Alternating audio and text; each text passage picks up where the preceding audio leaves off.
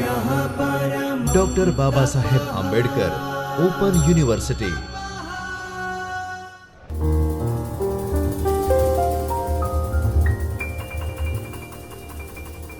કોઈ માણસને જોઈએ એટલે આપણને એવો પ્રશ્ન થાય કે એ શું કામ કરતા હશે, તો એનો ક્યારેક જવાબ મેળવવાનો આપણે પ્રયત્ન કરતા હોઈએ છીએ.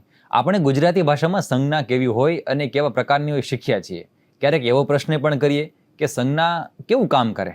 ચાલો હું તમને આજે એની વાત કરું.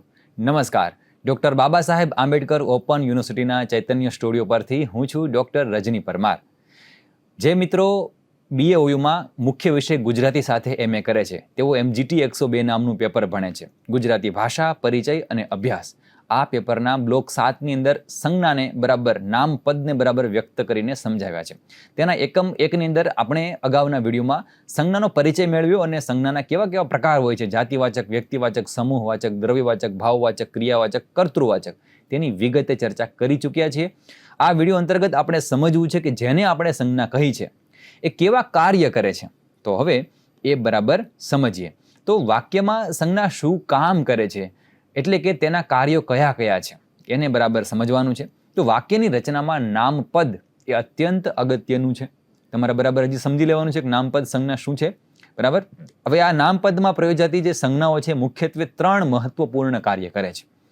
તો એમાં સૌથી પહેલું છે કારક ભૂમિકા ધારણ કરવાનું કાર્ય કરે છે. કારકનો અર્થ વિભક્તિ થશે, આવું સમજવાનું છે. બીજું એનું કામ છે ઉદ્દેશ્યત્વ ધારણ કરવાનું કામ કરે છે, એટલે ઉદ્દેશ્ય તરીકે સંજ્ઞા કામ કરતી હોય છે. ત્રીજું કામ છે નામપદના કેન્દ્ર તરીકેનું કાર્ય. કોણ? સંજ્ઞા. નામપદ તો ઘણા બધા પદ હોઈ શકે, એમાં સંજ્ઞા છે કેન્દ્ર બિંદુ તરીકે આવતી હોય છે. એને પછી વર્ધકો એટલે કે વિશેષણો લાગતા હોય છે. તો આ કેમ અને કેવી રીતે, માત્ર 3 બાબતો જ આપણે વિડીયોમાં જોવાના છીએ. એટલે ઝડપથી આપણે આ સમજી લેવાના છે. આમાં બહુ બધી વાર લાગવાની નથી. એટલે તમે જરા વ્યવસ્થિત રીતે એને સમજશો એટલે ખ્યાલ આવશે કે આ 3 કાર્યો છે વાક્યનો અર્થ સ્પષ્ટ કરવામાં અને વાક્યની વ્યાકરણીય રચના જાળવવામાં કેવી રીતે મદદરૂપ થાય છે. એ એક પછી એકને આપણે બરાબર સમજીએ એટલે કંઈ એટલું બધું અઘરું લાગશે નહીં. તો સૌથી પહેલાં કારક ભૂમિકા ધારણ કરવાનું જે કાર્ય કરે છે એ બરાબર સમજીએ. તો કોઈ પણ વાક્યમાં 1 થી વધુ સંજ્ઞાઓ આવી શકે છે, આ બરાબર યાદ રાખવાનું. અને પ્રત્યેક સંજ્ઞા છે વાક્યમાં અલગ અલગ ભૂમિકા ભજવતી હોય છે, અલગ અલગ કામ કરતી હોય છે. તો વાક્યમાં સંજ્ઞા જે વિશેષ ભૂમિકા ભજવે તેને વ્યાકરણની પરિભાષામાં આપણે કારક કહીશું. એટલે એ શું એમ? કારક એટલે શું? તો એનો અર્થ વિભક્તિ એવો કરવાનો છે. કારક જે ભૂમિકા છે એ ધારણ કરે એના આધારે જ આપણે નામને વિભક્તિના પ્રત્યયો લગાવતા હોઈએ છીએ. આપણે જ્યારે પૂર્વ અને પર પ્રત્યય જોતા હતા, એના પછી આપણે અંગ સાધક પ્રત્યયો અને પદ સાધક પ્રત્યયોમાં જ્યારે વાત કરતા ત્યારે પદ સાધકની અંદર આપણને ખ્યાલ હતો કે નિબદ્ધ રૂપો છે. પદ સાધક છે એ હંમેશા પર પ્રત્યય છે અને એમાં વિભક્તિના પ્રત્યયોગ લાગતા હતા. ખબર? એને, થીમાં, નો, નિરુણા એ સંજ્ઞાને લાગતા હોય છે. એટલે એ સંજ્ઞાને લાગે છે તો એ કારક ભૂમિકાને ધારણ કરે છે. તો વાક્યમાં કયા પ્રકારની ક્રિયા, પ્રક્રિયા કે સ્થિતિ થાય છે એને લોકો દર્શાવવાનું કામ કર્યા પ્રત્યયો. તેને આધારે વાક્યમાં રહેલી જે વિવિધ સંજ્ઞાઓ છે તેની ભૂમિકા નક્કી થતી હોય છે અને એ પછી ભૂમિકા નક્કી થયા પછી જ કયો વિભક્તિનો પ્રત્યય લાગશે એ બરાબર નિશ્ચિત એટલે કે ચોક્કસ થતું હોય છે. તો આપણે થોડોક ઉદાહરણનો સહારો લઈએ આ વાતને સમજવા માટે. જેમ કે સૌથી પહેલું ઉદાહરણ છે કે કૂતરાએ રોટલો સૂંઘી જોયો. તમે બરાબર વાંચી શકો છો. હવે એ કૂતરો શબ્દ છે એ કર્તાની ભૂમિકામાં આવ્યો. એ કેમ ખબર પડે? તો તેની પાછળ જે એ લાગ્યો ને એ પ્રત્યય છે, એના માટે એ લાગ્યો. પછી રોટલો શબ્દ છે જેમાં શૂન્ય પ્રત્યય લાગ્યો એટલે કર્મની ભૂમિકામાં છે. તો બરાબર સમજો કે રોટલો અને કૂતરો તો સંજ્ઞા છે. તો સંજ્ઞા વાક્યમાં કયું કામ કરે? તો કારક ભૂમિકા દર્શાવવાનું, કારકત્વ ધારણ કરવાનું કામ કરે છે. તો એમાં તમને ખબર પડે કાંઈ કૂતરો છે ક્યારેક સંજ્ઞાનું કામ કરે છે, રોટલો છે ક્યારેક કર્મનું કામ કરે છે. તો એ ભૂમિકાને ધારણ કરે છે. એટલે આ બધી કારકત્વ દર્શાવવું કોના ઉપર? કોણ એનો ભાર સહન કરશે? વિશેષણો? તો કે નહીં, સંજ્ઞાઓ ધારણ કરે છે. બરાબર. બીજું ઉદાહરણ જો, પ્યાલામાંથી દૂધ ઢોળાયું. તો આ વાક્યમાં પ્યાલો શબ્દ છે. હવે એ ઉદ્ગમની ભૂમિકામાં છે, ત્યાંથી કશું થયું છે એટલે ઉદ્ગમની ભૂમિકામાં છે. અને દૂધ છે એ કર્મની ભૂમિકામાં છે. શું ઢોળાયું? તો કે દૂધ. તમારે કોઈ પણ વાક્યમાંથી કર્તા શોધવું હોય તો તમારે કોણેથી પ્રશ્ન પૂછવાનો, અને કર્મ શોધવું હોય તો શુંથી પ્રશ્ન પૂછવાનો. કોને પણ પૂછવાનું? કોને? તો કે ક્રિયાપદને પ્રશ્ન પૂછવાનો. એટલે ખ્યાલ આવશે. એક પછીનું ઉદાહરણ જો કે બાળકોને આઈસ્ક્રીમ ભાવે છે. તો અહીં બાળકો છે એ ભાવકની ભૂમિકામાં છે અને આઈસ્ક્રીમ છે એ તટસ્થતાની ભૂમિકામાં છે. શું છે? એ કંઈ પણ હોઈ શકે. બરાબર, તટસ્થની ભૂમિકામાં છે. તો આ બધી સંજ્ઞાઓ છે. બરાબર. તો એમાં તમે એને આ બધા સંજ્ઞાઓને શું કરીએ છીએ? આપણે કારકત્વ આપીએ છીએ. જ્યારે હું જેમ કહું છું આ ભૂમિકામાં છે ત્યારે કોઈને કોઈ વિભક્તિનો અર્થ જે તે ધરાવે છે. પછી તમે જોશો કે આંગણામાં 2 ખુરશી છે ઉદાહરણ તમારી સામે છે. તો એમાં શબ્દ જુઓ, વાક્યમાં આંગણું શબ્દ છે એ સ્થાન છે, સ્થળ બતાવે છે આપણને. એ વિભક્તિ છે, કોઈ ને કોઈ પ્રકારની વિભક્તિમાં ભણીશું. ખુરશી છે, ફરી પાછું તટસ્થની ભૂમિકામાં રહેલો શબ્દ દર્શાવે છે. તો તમને આનાથી ખ્યાલ આવે કે સંજ્ઞાઓ છે જે વિભક્તિનો પ્રત્યય લાગે છે એ પ્રમાણે એને પ્રત્યયનો જે લેશે એના આધારે એમની શું થાય, ભૂમિકા નિશ્ચિત થશે. તો એનું જે કાર્ય છે એ પ્રમાણે પ્રત્યય લાગશે, અને પ્રત્યય લાગશે એ પ્રમાણેની ભૂમિકા છે નક્કી થશે. તો આપણે જ્યારે કોઈ પણ વાક્ય છે એ સાંભળીએ છીએ અથવા તો એને વાંચીએ છીએ તો ત્યારે એનું સાચું અર્થઘટન કરવામાં આપણને કોણ કામે લાગે છે, કોણ મદદ કરે છે? તો એમાં આ વિભક્તિના પ્રત્યયો હોય છે. એટલે સંજ્ઞાનું જે સૌથી મોટું કામ કહી શકાય વાક્યમાં, એ સૌથી સારામાં સારું એ આ થયું કે કારકની ભૂમિકા છે એને શું કરે છે, ધારણ કરે છે. અને એ વિવિધ કારકોની ભૂમિકા ધારણ કરે છે. કારક એટલે શું? તો કે વિભક્તિ વ્યવસ્થા. આપણી પાસે કર્તા, કર્મ, કરણ, અધિકરણ, અપાદાન, સંબંધ, આવી બધી વિભક્તિઓ છે. હું થોડા ક્રમને અલગ અલગ બોલ્યો, પણ ક્રમ આવો છે: કર્તા, કર્મ, કરણ, પછી સંપ્રદાન, અપાદાન, સંબંધ, અધિકરણ. એક સંબોધન વિભક્તિ 8મી પણ છે. હવે આ વિભક્તિમાંથી જે વિભક્તિ દર્શાવી હોય તેનો પ્રત્યય લાગશે, એ પ્રમાણે આ સંજ્ઞાઓ કામ કરશે, એની ભૂમિકા નિશ્ચિત થશે. તો આ થયો પ્રકાર નંબર 1. આપણે માત્ર 3 ભણવાના છીએ. હવે બીજા પ્રકારમાં આવી ગયા, ઉદ્દેશ્યત્વ ધારણ કરવાનું કામ કરે છે. તો આ પછીની જે વાત છે, ઉદ્દેશ્યત્વ પણ સંજ્ઞા ધારણ કરે છે. કારકત્વ તો ખરું, પણ ઉદ્દેશ્યત્વને પણ ધારણ કરે છે. જોકે અહીં કેટલીક બાબત ખાસ તમારે નોંધવી જોઈએ છે કે વાક્યમાં આવતી બધી જ સંજ્ઞાઓ ક્યારેય ઉદ્દેશ્યત્વ લેતી નથી. આપણે વાત કરી ઘણી બધી આવી શકે, બરાબર. તો ઉદ્દેશ્યત્વ એટલે શું? તો કે તમે શા માટે વાક્ય લખો છો, બોલો છો, એમ એને દર્શાવવા માટે, બરાબર. બધી સંજ્ઞા ન લે. તો વાક્યમાં કોઈ એક જ સંજ્ઞા એવી હોય છે જે ઉદ્દેશ્યત્વનું ધારણ કરતી, ઉદ્દેશ્યને ધારણ કરે છે, બરાબર. તો એ કઈ રીતે? તો કે એના લિંગ અને વચનને આધારે ઘણી વખત વાક્યનું આખ્યાત જે પદ હોય, એટલે ક્રિયાપદ હોય, એની સાથે પદ સંવાદ સંજ્ઞા દર્શાવતી હોય છે. અને એકદમ સાદી રીતે તમને કહું તો સંજ્ઞા છે પદ સંવાદના નિયંત્રક તરીકેનું એક અગત્યનું કામ કરે. એટલે કે સંજ્ઞાને જે લિંગ હોય એ જ એના વિશેષણને ક્રિયાપદને લાગે. એ વાત આપણે અગાઉ પહેલા બરાબર સમજી ગયા છીએ. થોડુંક ઉદાહરણથી પણ સમજો કે પ્યાલામાંથી દૂધ ઢોળાયું. આ વાક્યમાં દૂધ છે એ એકદમ ઉદ્દેશ્ય છે. આપણે કેન્દ્રમાં કોને કેન્દ્રમાં કોને રાખીને વાક્ય લખી કે બોલી રહ્યા છે? તો કે દૂધને. જો પ્યાલો પણ સંજ્ઞા છે, બરાબર સમજજો, અને દૂધ પણ સંજ્ઞા છે, પણ વાક્યમાં કેવું કામ કરે છે? એના મુખ્ય કોણ? પ્યાલાની વાત નથી કરતા આપણે, વાત તો દૂધની કરવી છે. એ ક્યાંથી ઢોળાયું એની વાત આવે છે, અને એનું શું થયું કે ઢોળાયું એની વાત છે. એ બરાબર, તમે પ્યાલામાં દૂધ ભરી પણ શકો. તો આપણે વાત ઢોળાવાની કે પ્યાલાની નથી કરતા. કોની વાત કરી? દૂધ. તો ઉદ્દેશ્યત્વ કોણ ધારણ કરે છે? દૂધ. હવે દૂધ છે નપુંસકલિંગ શબ્દ છે, એકવચન શબ્દ છે, એનું બહુવચન થવાનું નથી. તેથી આમાં જોવા જાવ તો ઢોળાયું એ દૂધનો નપુંસકલિંગનો પ્રત્યય લાગ્યો છે. એટલે એ પ્રમાણે સંજ્ઞા છે એ કામ કરે છે, એને પદ સંવાદ કહેવાય. એટલે 2 કામ બરાબર સમજો કે સંજ્ઞા છે તે વાક્યમાં કયું કામ કરે છે? તો કે ઉદ્દેશ્યત્વ ધારણ કરવાનું કામ કરે છે.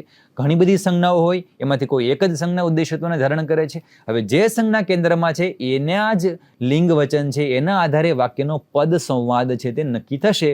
એના વિશેષણો અને ક્રિયાપદને એના લિંગના જ ચિહ્નો લાગશે. દૂધ છે તે કેવો શબ્દ હતો? નપુંસકલિંગ, એટલે ઢોળાયું એવું ત્યાં આવ્યું. એક પછીનું ઉદાહરણ જો કે છોકરાઓ મેદાનમાં દોડી ગયા. હવે આ વાક્યમાં કોની વાત થાય? જો આમાં સંજ્ઞાઓ દેખાય તો કે છોકરા અને મેદાન બંને સંજ્ઞા છે. વાક્યમાં કઈ રીતે કામ કરે છે? તો કે આપણે છોકરાઓ એ ઉદ્દેશ્ય સ્થાને છે, એના વિશે વાત થાય. મેદાનની વાત નથી થતી. પછી ક્યાં ગયા એ વાત કરી. તો એમાં મેદાન ન હોય તો છોકરા તો ચાલે, છોકરા દોડી ગયા એવું કહી શકો ને તમે, બરાબર. મેદાનમાં દોડી ગયા તરત પ્રશ્ન થાય કોણ? એટલે ઉદ્દેશ્યત્વનો અર્થ છે જેના વિશે તમે વાત કરી રહ્યા છો, જેને કેન્દ્રમાં રાખીને વાત કરી રહ્યા છો તે. અને આ કામ કોણ કરે? વિશેષણ, ક્રિયાપદ. તો આ કામ સંજ્ઞા કરે છે. એટલે આપણે સંજ્ઞાનું બીજું મુખ્ય કાર્ય ભણી રહ્યા છીએ, ઉદ્દેશ્યત્વને ધારણ કરે છે સંજ્ઞાઓ. એટલે તમને પરીક્ષામાં ટૂંક નોંધ પૂછાય કે સંજ્ઞાના કાર્યો જણાવો. તો પહેલું કાર્ય આપણે ભણ્યા કે કારકત્વને ધારણ કરે છે. બીજું ભણી રહ્યા છે ઉદ્દેશ્યત્વને ધારણ કરે છે, ઉદ્દેશ્યને ધારણ કરે છે. તો એ ખબર પડે. હવે સંજ્ઞા તમે જોશો બહુવચનમાં છે, છોકરાઓ. તો તમારે એના માટે ગયા લખવું પડ્યું. છોકરો હોત તો દોડી ગયું આવત, છોકરી હોત તો દોડી ગઈ આવત. એટલે જેમ તમારી સંજ્ઞા છે એ બદલાશે, એનો પદ સંવાદ પણ શું થશે? બદલાશે. એટલે એની સાથે સતત જોડાયેલું છે. થોડુંક સમજવાનું એ પણ છે કે વાક્યમાં ભલે અનેક સંજ્ઞાઓ હોય, પણ એમાંથી કોઈ એક જ સંજ્ઞા ઉદ્દેશ્યત્વ ધારણ કરવાનું કામ કરે છે, અને એ મુજબ જ આખી વાક્યની રચના છે એનું નિયંત્રણ થતું હોય છે. એટલે આ છેલ્લે બોલ્યો એ 3જી વખત હું બોલ્યો છું, પણ એ અગત્યનું છે એટલે બોલ્યો છું, બરાબર યાદ રાખીશું. તો આ થયા 2 વિભાગો સંજ્ઞાના. અને હજી 3જો વિભાગ જે ભણવાનો બાકી છે એ છે નામપદનું કેન્દ્ર બને છે. હવે નામપદનું કેન્દ્ર એટલે શું? તો ફરી તમારા મનમાં નામ, પછી નામપદ અને સંજ્ઞાના ગૂંચવાડા ન હોવા જોઈએ, નહીં તો આ ખબર જ ન પડે કે શું થાય છે, બરાબર. તમને કહ્યું છે કે તે મુજબ જ તમારે સમજો નામપદ છે એમાં સંજ્ઞાની સાથે વિશેષણ આવી શકે, સંખ્યાવાચક વિશેષણ આવી શકે, આવા બધા કે પછી નિર્ધારકો પણ આવી શકે તેની સાથે. એ બધા વર્ધકો આવતા હોય છે. વર્ધક એટલે વિશેષણ હોય. હવે આ વર્ધકો સંજ્ઞા સાથે જ્યારે જોડાઈને નામપદ બનાવે ત્યારે સંજ્ઞા કે નામ એ આખી રચનાનું શું હોય છે? કેન્દ્ર હોય છે. સંજ્ઞા એ જ એકંદરે નામ છે, તો એ કેન્દ્ર હોય છે. એટલે શું કેન્દ્ર હોય? એટલે શું? જેમ કે હું કે છોકરો તો આને સંજ્ઞા કહેવાય. પછી એમ કહું રૂપાળો તો એને વિશેષણ કહેવાય. હવે રૂપાળો છોકરાને લાગે કે છોકરો રૂપાળાને લાગે? શબ્દ કોને લાગે? તો આપણે એમ બોલીએ કે ભાઈ છોકરો તો ચાલે. હું બોલું કે રૂપાળો તો પ્રશ્ન થાય કે એ શું રૂપાળો છે? હવે પ્રશ્ન થવાનો. હું છોકરો બોલું ત્યારે પ્રશ્ન થતો નથી, કારણ કે સંજ્ઞા પદ છે. ખ્યાલ આવ્યો? એને નામપદ પણ એને નામપદ કહીશો કે નામ કહો કે સંજ્ઞા છે, અત્યારે આપણા માટે છે. હવે એ કેન્દ્ર બને એટલા માટે કે હવે જે રૂપાળો શબ્દ છે ને એને લાગશે, એટલે કેન્દ્રમાં કોણ આવશે? સંજ્ઞા આવશે. તો એ નામપદનું કેન્દ્ર હોય છે, સંજ્ઞા હોય છે. આખી રચનાનું શું હોય છે? એ કેન્દ્ર હોય છે. બરાબર? એ મુખ્ય શબ્દ વિના નામપદની કોઈ રચના શક્ય બની શકે નહીં. તો વ્યાકરણની પરિભાષામાં એક બાબતે તમે સ્પષ્ટ થઈ જાઓ હજી કે આપણી પાસે ઘણા વ્યાકરણમાં સંજ્ઞા અને નામ વચ્ચે કોઈ ભેદ નથી રાખવામાં આવતો. એવી ગૂંચવડો પણ ઘણી વખત ઊભી થઈ છે, પરંતુ આપણે આને 3 સ્તરથી સમજી લઈએ તો એકદમ સ્પષ્ટપણે સમજી શકાશે. જેમ કે એક છે રૂપકક્ષા. શબ્દનું નાનામાં નાનું જે આખું શબ્દ હોય એમાં નાનામાં નાનો એકમ હોય ને આપણે શું કહીએ? અર્થગત એકમ, એને આપણે રૂપ કહીએ છીએ. રૂપકક્ષાએ શું કહી શકાય? જે મૂળ રૂપ છે તેને આપણે શું કહીશું? સંજ્ઞા કહીશું. મૂળ રૂપ જે ઓછામાં ઓછું નાનામાં નાનું રૂપ છે એના માટે આપણે કેવો શબ્દ વાપરવાનો? સંજ્ઞા. સંજ્ઞા કોને કહેવાય? બરાબર સમજાવેલી છે. જો શબ્દ કક્ષા હોય, જો રૂપ કક્ષા એટલે શું? આખા શબ્દમાં નાનામાં નાનું રૂપ હોય એને રૂપ કક્ષા એ માત્ર સંજ્ઞા છે. હવે તમે શબ્દ કક્ષા જોવા જાઓ, શબ્દ કક્ષા એટલે શું? તેમાં લિંગના પ્રત્યય લાગે, વચનના પ્રત્યય લાગે, વિભક્તિના પ્રત્યય પણ લાગે અને આખો શબ્દ બને. તો આવું જ્યારે બનશે ત્યારે એને આપણે નામ કહીશું. જો સંજ્ઞા અને નામ બંને કહેવાય એક, પણ જ્યારે એના મૂળ રૂપમાં હોય, રૂપ કક્ષાએ હોય ત્યારે માત્ર સંજ્ઞા છે. એને બધા પ્રત્યયો જોડાય અને બનશે તો એ બને શું? નામ બને. એટલે હું બારણું કહું ત્યારે બારણુંમાં છેલ્લે ઉ લાગે તો આને સંજ્ઞા તો કહેવાય જ, પણ આ નામ પણ કહેવાય, કારણ કે એને શું લાગ્યો? લિંગનો પ્રત્યય લાગ્યો. બરાબર? હું ગાય બોલું ત્યારે કોઈ પ્રત્યય લાગતો નથી, પણ ગાયો બોલું ત્યારે એમાં બહુવચનનો પ્રત્યય લાગ્યો તો એ એક માટે નામપદ થઈ ગયું. બાકી તો ગાય એ માત્ર સંજ્ઞાપદ છે. તો સંજ્ઞાપદ અને નામપદ વચ્ચે થોડો અંતર છે. કહેવાય તો બંને, પણ એકદમ જો 3 સ્તર પાડવા હોય તો આવા સ્તર પાડી શકાય, જેનું કોઈ પણ પ્રત્યય ન લાગે અને મૂળ રૂપ હોય તો માત્ર સંજ્ઞા છે. જેમાં વિભક્તિના કે લિંગ વચનના પ્રત્યય લાગે તો એને નામપદ કહેવાય, નામપદ કહેવાય. બરાબર? હવે પદ અને વાક્ય કક્ષાએ આવે એટલે શું? તો કે આખા વાક્યમાં જ્યારે તમે એને મૂકવા જાઓ ત્યારે નામની સાથે અન્ય વર્ધકો કે વિશેષણો પણ આવી જતા હોય છે. એ બધું બનશે. આ આખી રચના જે પછી બને ત્યારે એને નામપદ તરીકે ઓળખવામાં આવે છે. બરાબર? તમારે બરાબર સમજવાનું છે કે આપણો જે એકમ ચાલી રહ્યો છે એમાં આપણે નામપદને સમજવાનું છે, એમાં સંજ્ઞાને સમજવાની, પરંતુ આપણો જે આખો બ્લોક છે 7 એનું આખું શીર્ષક જ છે કે ગુજરાતી ભાષા વ્યવસ્થામાં નામપદ. હવે નામપદમાં સંજ્ઞા પોતે છે, સર્વનામ પણ આવશે, વિશેષણ પણ આવશે, બધા જ આવશે. તો આખા નામપદને તમે સમજી રહ્યા છો. એમાં નામપદ એટલે શું? તો કે એવું સંજ્ઞાનું પદ જો સમજો જેમાં લિંગના કે વિભક્તિના પ્રત્યય પણ લાગ્યા અને વિશેષણ પણ લાગ્યા તો એને આપણે નામપદ કહીશું. આટલી સ્પષ્ટતા જો તમારા મનમાં હોય તો વ્યાકરણની પરિભાષામાં તમે હવે ગૂંચવાવાના નથી. આવું બરાબર સમજી અને હવે નામપદમાં કેન્દ્ર સ્થાન એટલે શું? તો હવે સમજાશે ને તમને. નામપદ કોને કહેવાય? તમને કહ્યું છે કે આખું નામપદ એટલે બધું લાગ્યું હોય ત્યારે. તો એના કેન્દ્રમાં રહેવાનું કામ કોણ કરે? તો એ સંજ્ઞા કરે. એટલે હવે બરાબર સમજવાનું છે કે નામપદમાં કેન્દ્ર સ્થાને રહેલા નામને આધારે જ એના વર્ધકો છે, એના લિંગ અને વચન ધારણ કરતા હોય છે. આ વાતને આપણે અગાઉ બરાબર ભણી ગયા હોય છે, પણ સંજ્ઞાના કાર્યમાં ફરી રિપીટ થઈ રહી છે. અહીં લખ્યું છે કે મારી નાની બેન. ઉદાહરણને બરાબર સમજો તો કોની વાત થાય? મારી વાત થાય છે, નાનાની વાત થાય છે કે બેનની વાત થાય છે? તો તમને બરાબર સમજાવવું જોઈએ કે અહીં આપણું ઉદ્દેશ્યત્વ ધારણ કરેલી સંજ્ઞા બેન છે. બેનને તમે શું કીધી છે? નાની. અને પાછી કોની છે? તો કે મારી છે. તો એ બંને વિશેષણો થયા આપણા, એને વર્ધકો કહેવાય. વિશેષણને વર્ધક તરીકે એટલે વધારાના શબ્દો તરીકે ઓળખવામાં આવે. તો આ નામપદમાં બેન છે. બરાબર? એ આપણા માટે શું થયું? કેન્દ્ર બન્યું. કેન્દ્ર હોય એના જ લિંગના પ્રત્યયો કોને લાગે? વિશેષણને લાગે. એટલે બેન શબ્દ સ્ત્રીલિંગ છે એટલે મારી લાગ્યું. એક વચનમાં છે એટલે પણ એ બરાબર થયું. અને એનું વિશેષણમાં પાછું મારી અને નાની બંને રહ્યું. બરાબર? ભાઈ હોત તો બદલી જાત ને. બેન છે ત્યાં ભાઈ લખીને વાક્ય બોલો જોઈએ તો મારો નાનો ભાઈ થયું. તો કેમ આવું થઈ ગયું? કારણ કે સંજ્ઞા છે. સંજ્ઞા એ નામપદનું કેન્દ્ર છે અને એની અસર એના વિશેષણો ઉપર પડે જ છે. જો મોરનો મીઠો ટહુકો, આવું જ્યારે બોલું છું ત્યારે કોની વાત કરું? મોરની વાત કરું છું, મીઠાની વાત કરું, ટહુકાની વાત કરું છું? બરાબર સમજો? તો તમને થશે કે મોરની વાત થાય છે. બિલકુલ ખોટું. અહીં વાત થાય છે ટહુકાની. ટહુકો છે એ નામપદ છે. એ ટહુકો મીઠો છે અને કોનો છે? મોરનો. એ તો કોયલનો પણ હોઈ શકે. બરાબર સમજતા શીખવાનું કે વાત કોની થાય છે. હું એમ કહું કે મોર નાચે છે ત્યારે નાચે છે કોણ, તો કે મોર, ત્યારે મોર કેન્દ્રમાં હોય. પણ ટહુકાની વાત થાય છે એટલે ટહુકો છે એ પુલ્લિંગ શબ્દ છે એટલે એમાં મીઠો લાગે છે શબ્દ, અને પાછો એ કોનો છે તો કે એ મોરનો છે, તો એને પછી બીજા પ્રત્યે લાગે. આમ કરીને તમે એને પુલ્લિંગ એકવચન છે તેથી એના વર્ધકો પણ પુલ્લિંગ એકવચનમાં જ રાખ્યા છે.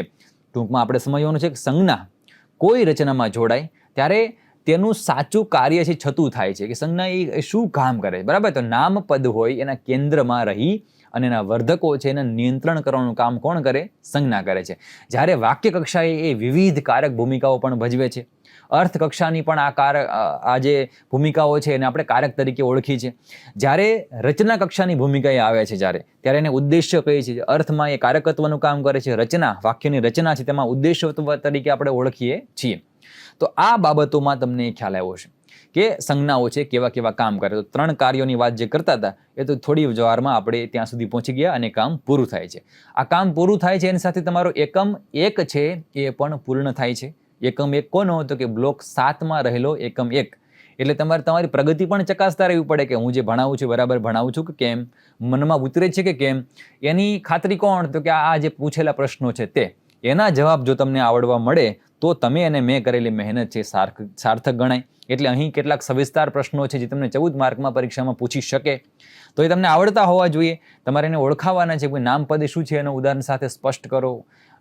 વિસ્તૃત પ્રશ્ન એની ટૂંક નોંધ પણ બનાવી શકાય. સંજ્ઞાના પ્રકારો ઉદાહરણ સાથે તમારે વર્ણવવાના હોય. સંજ્ઞાના કાર્યોને પણ તમે ઉદાહરણથી સમજી શકો છો, જે હમણાં આપણે વાત કરી છે. આ બધી જ વાત આપણે છેલ્લા 3 વિડીયો અંતર્ગત જે બ્લોક 7નો એકમ 1 છે તેને વ્યવસ્થિત રીતે સમજાવેલો છે. વિકારી અવિકારી સંજ્ઞાનો પણ તમે કહી શકો વાત. અર્થને આધારે જે સંજ્ઞાના પ્રકાર પડ્યા એની પણ તમે વાત કરી શકો. આમ આપણે એકમ 1ને અહીં પૂર્ણ કરીએ છીએ. હવે પછી આપણે એકમ 2 અંતર્ગત મળવાના છીએ અને ત્યાં એક નવા મુદ્દાઓ તમારી રાહ જુએ છે. આવો આપણે એને મળીએ. આભાર.